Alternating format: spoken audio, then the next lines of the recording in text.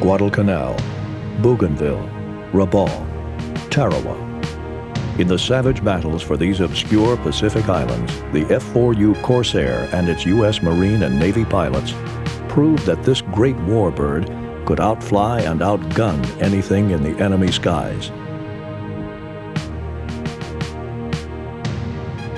In Malaysia and Indochina, it flew the British colors. And as the war swept to the Philippines, Okinawa, Iwo Jima, and on to the homeland of the rising sun, the Corsair was everywhere, attacking shipping and land targets, escorting bombing raids, flying night fighter patrols and reconnaissance missions.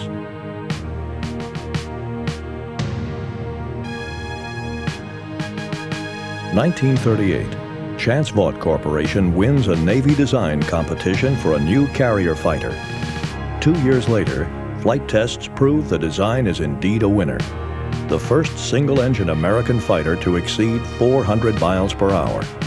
From its revolutionary wing design to its speed, performance, and firepower, the F-4U Corsair is in a class by itself. The bent wing design allows shorter landing gear, which rotate and retract straight back into the wing, and requires that the wings fold over the canopy for storage on hangar decks. Delayed by several major modifications, the Corsair went into production 6 months after Pearl Harbor. From then until manufacturing ceased in 1952, Chance Vought and its subcontractors delivered nearly 13,000 of these remarkable aircraft. One of only several dozen Corsairs still airworthy is 67 Hotel Papa, owned and flown by Howard Pardue of Breckenridge, Texas. 67 Hotel Papa is an FG-1D, indicating it was manufactured under license by Goodyear Aircraft. This contractor built 4,004 of the total number of Corsairs.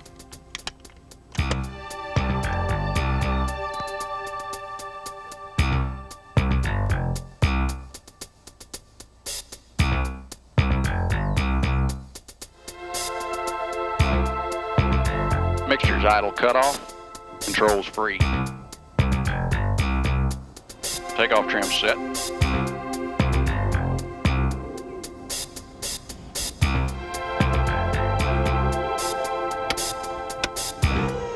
Boost pumps on, pressure's up.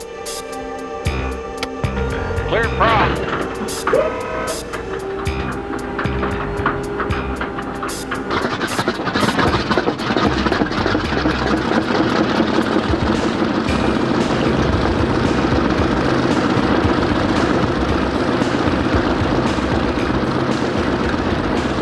The 2,000-plus horsepower engine required the big prop and dictated the far-aft cockpit and inverted gull wings that instantly identify the Corsair.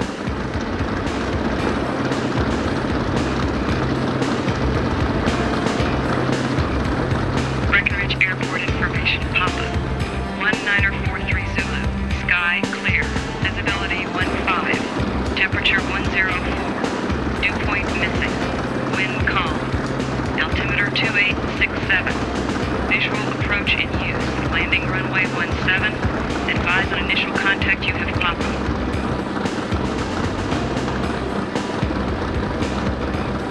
Six 7 Hotel Papa departing Breckenridge, runway 17.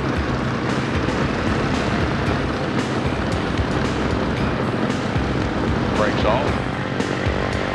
Clear wheel lock.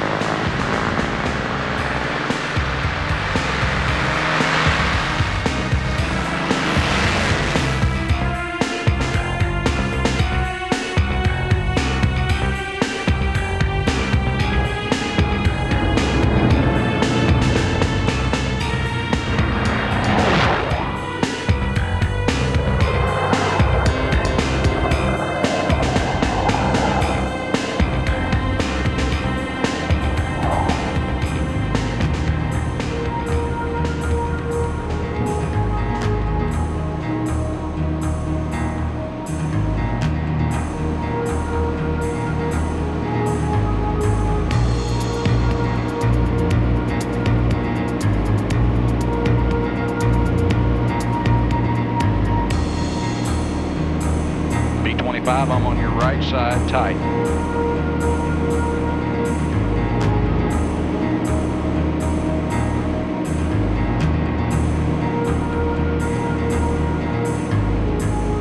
The Corsair can climb 3,000 feet per minute to 10,000 feet. Service ceiling is 37,000 feet. It can attain 425 miles per hour at 20,000 feet. At altitudes above 15,000 feet, even the best Japanese fighter was no match.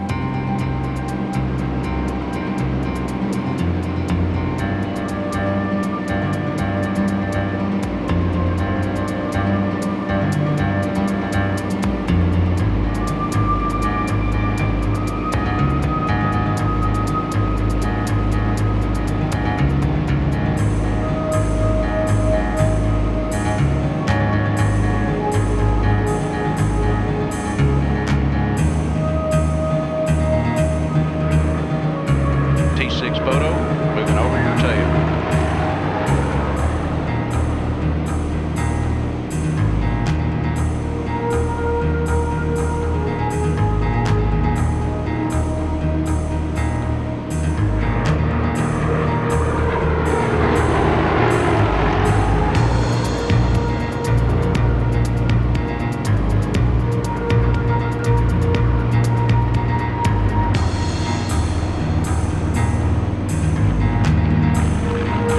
It was hard to outfly a Corsair and hard to lose one. For many an unlucky enemy pilot, this was the last thing they saw before hitting the silk or hitting the drink.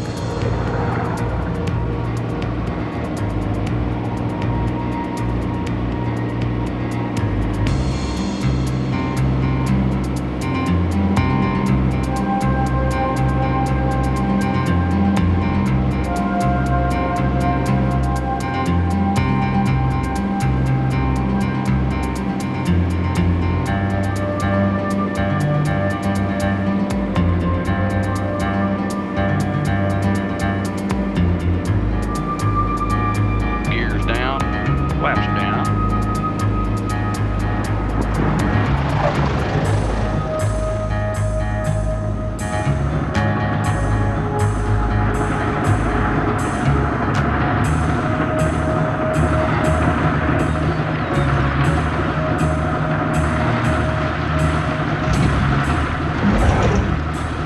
Pardue purchased this Corsair in 1979 and has maintained it in airworthy condition since. It's based at his home in Breckenridge, Texas.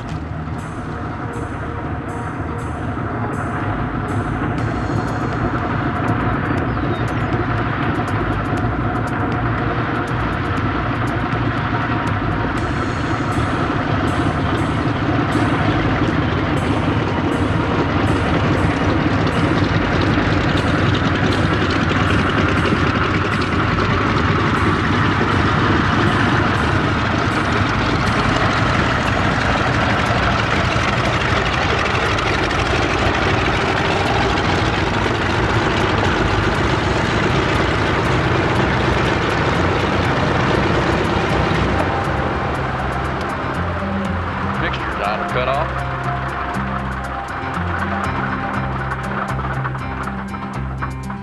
Mags and battery off.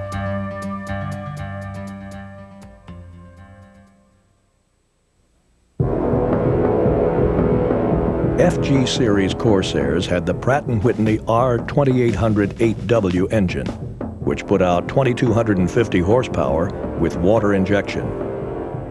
18 cylinders were arranged in 2 rows of 9 cylinders each. Displacement was 2,800 cubic inches, hence the 2800 in the name. Supporting one of these sophisticated machines was a major problem on dry land. Imagine what a task it must have been to keep them flying off aircraft carriers.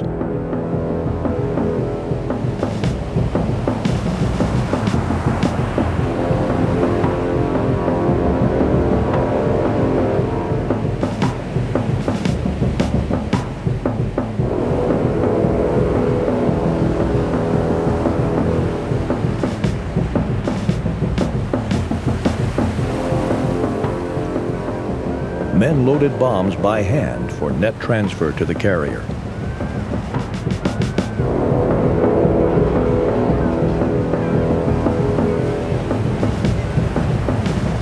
People were also moved between ships this way, not always in ideal conditions.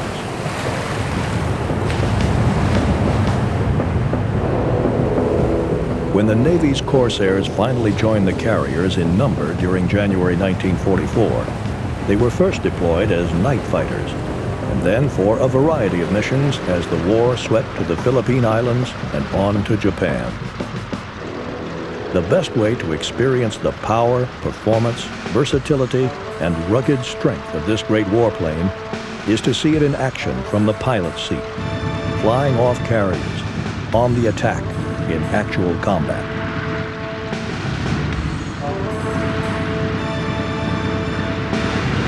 Complex flight operations required intense teamwork up to the moment of launch.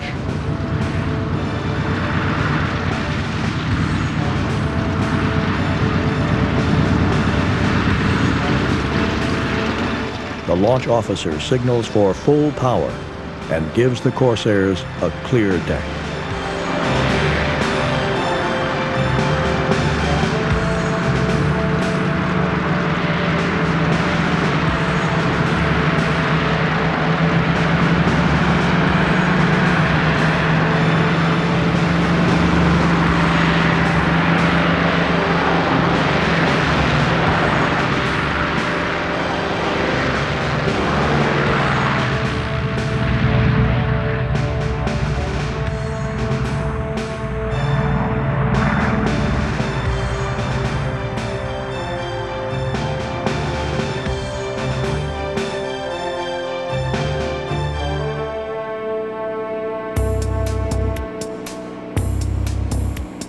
Although the F-4U Corsair was planned as a carrier aircraft, various design problems, which were eventually corrected, kept it ashore.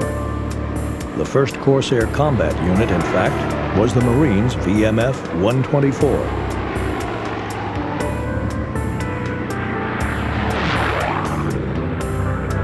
In February 1943, VMF-124 began operations from Guadalcanal in the Solomon Islands in the long campaign to rout the Japanese from this strategic island chain. Soon other Marine Corps squadrons joined VMF-124 to intercept Japanese sea and air raids and to attack their strongholds at Bougainville and later at Rabaul on New Britain, where they were joined by Navy Corsair units. Over two-thirds of all sorties flown by Corsair pilots in World War II were during the long and bloody Solomons campaign that ground on through April 1944. Corsairs were also flown by the British Royal Navy in their campaigns in Southeast Asia and by the Royal New Zealand Air Force throughout the Pacific.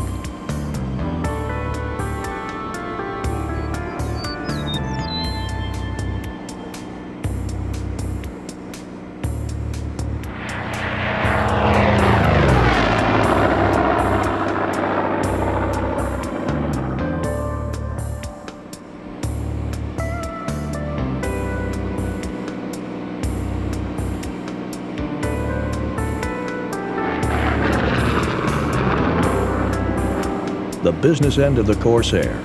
Standard armament was 6 50 caliber Colt Browning M2 machine guns, 3 in each wing. Later models were modified with wing and centerline pylons for bombs and rockets. With such firepower and the airstream howling through its oil cooler vents, little wonder the Corsair was called Whistling Death by its enemies.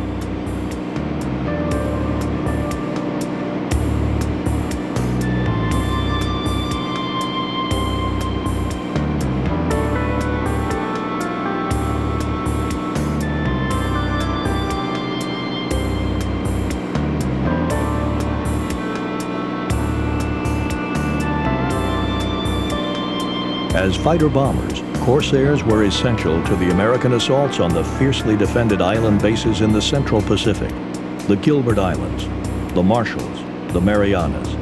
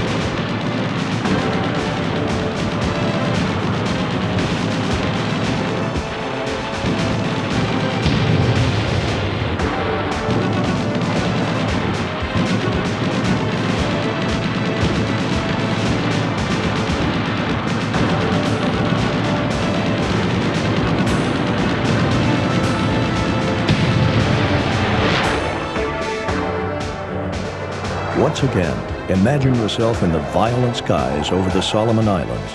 Something new and deadly suddenly appears on the scene. A welcome sight for American flyers who've been holding the line in their P-39s, P-40s, and Wildcats against the superior Japanese Zero.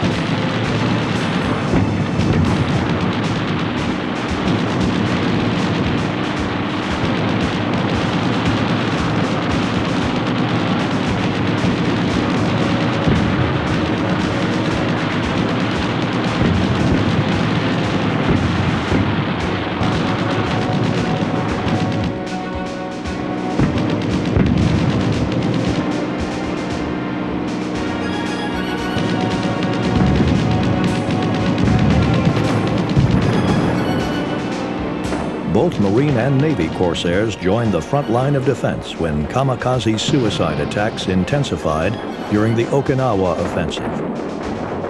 Kamikaze attacks sometimes left the Corsairs no carrier to return to.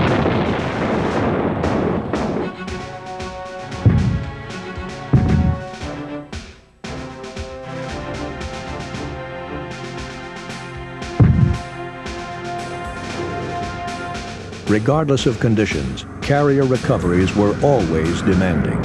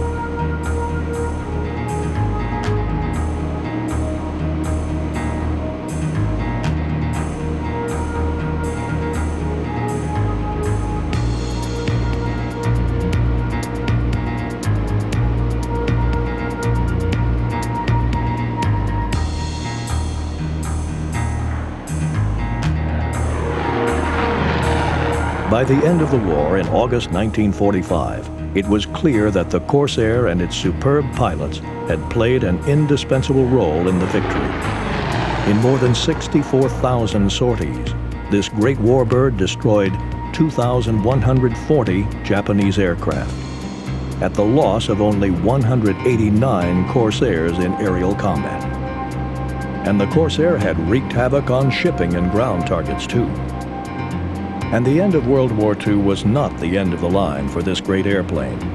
During the Korean War, Navy and Marine Corsairs flew 80% of the close support missions in the first year of that conflict. In 1952, one Marine pilot even shot down a MiG-15 jet.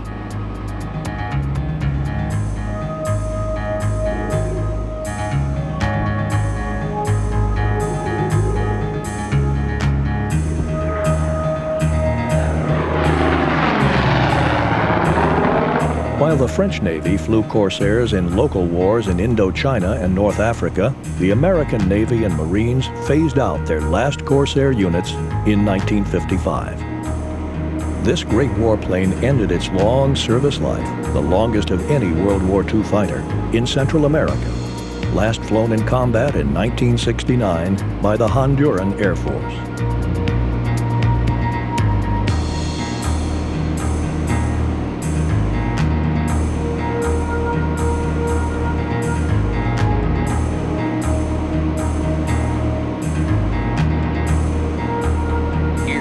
Locked, flaps 50, tail wheel locked, Breckenridge 67 Hotel Papa, turning base 35.